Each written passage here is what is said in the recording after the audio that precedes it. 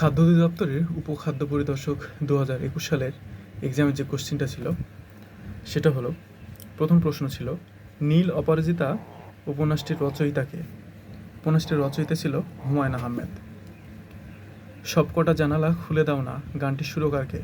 এখানে আসলে সঠিক উত্তর ছিল না, সঠিক উত্তর হবে সুরকার আহমেদ ইমতিয়াজুল বুলবুল। বজ্রবুলি বলতে কী বোঝানো হয়? একরকম কৃত্রিম কবি ভাষা। বাংলা ভাষায় খাঁটি বাংলা উপসর্গ কয়টি? খাঁটি বাংলা উপসর্গ 21টি। নিহারিকা দেবী ছদ্মনামে কে লিখতেন? অচিন্ত্যকুমার সেনগুপ্ত। জল শব্দের সমার্থক শব্দ নয় কোনটি? জলধি। নিত্য মূর্ধন্য স কোন শব্দে বর্তমান? আষাঢ়।